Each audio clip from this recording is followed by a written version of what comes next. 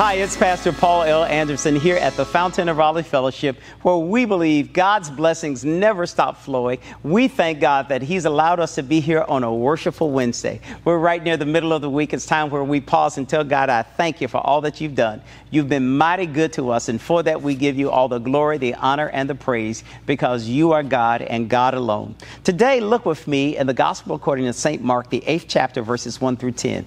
You know, it is believed that Mark's Gospel is the oldest of all the Gospel writings. And today we begin to look and examine a passage where Jesus feeds nearly 4,000 people, if not more. And the text helps us to believe that it is far more. There's a large crowd who has gathered.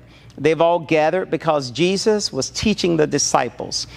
He had taught them. He had felt sorry for the people. He had healed them. He had been there with them about 3 days. And now he's about to leave. And he left. And when he was about to leave, they had nothing to eat. So he sends out for his disciples.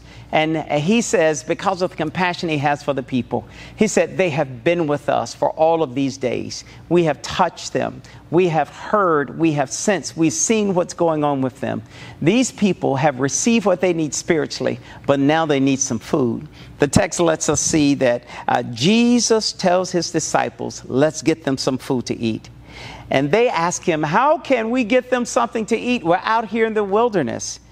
Even more so, we only have 7 loaves and just a few fish. Jesus does something that is so powerful that reminds all of us it is important for us to do this before we do anything else. Jesus says, give me what you have. It is always important that we, first of all, give God what we have, that we place whatever we have in the hands of Jesus. You know, it is too often times we try to work things out ourselves. We try to do our problem solving. Most of us understand project management, project oversight. So we try to put on our hat to make all of that happen. Jesus says, first of all, give it to me. Wouldn't it be awesome if many of us would give all of our cares and our concerns to God? All of those things that keep us awake at night, all of those things that trouble our minds. If we would only just give those to God, just think what would happen to them if they are in the hands of Jesus. They give to Jesus what they have. They give him these 7 loaves. They give him these few fish. And Jesus does what needs to happen. He stops and he gives thanks. He lifts it up to God. And he said, God, I thank you for giving me what you have. Now, it is amazing and it is miraculous that after he gives conversation, after he gives thanks, after he has a dialogue with the Father says, I'm going to honor your faith. Because of the relationship I have with you, I'm going to take care. I'm going to multiply what is needed to feed all of these, my children. They need to know I care about their souls. I care about their minds, but I also care about them and what they need in a natural perspective. So Jesus does this. He tells the disciples, all right, let's get the people organized.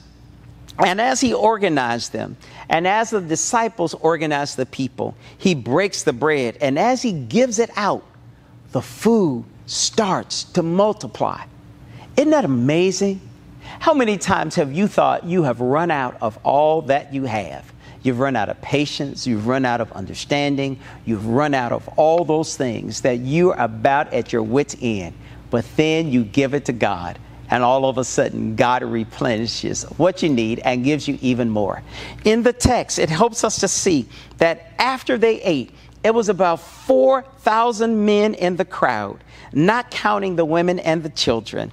And after they ate, it tells us that Jesus got in the boat with his disciples and they departed to Dalmanutha. It lets us see that when Jesus finishes his complete work, when he knows he's given us what we need, he moves on because there are other needs for other people that have to be met. Too oftentimes we want Jesus to do everything for us, but we must remind ourselves there are miracles he has to perform in other people's lives.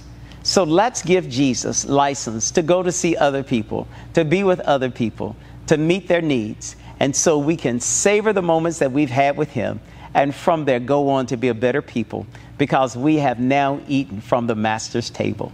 When you and I eat from the Master's table, it will be bread from heaven, that we won't have to hunger again.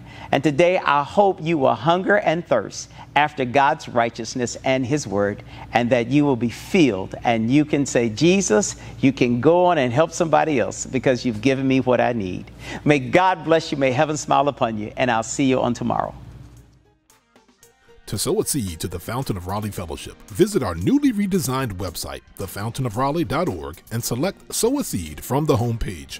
Also, giving has been made easier with the new Fountain of Raleigh app, available now in the Apple App Store and Google Play Store. Download today, select Giving from the main menu, and then follow the directions to complete your giving through Subsplash.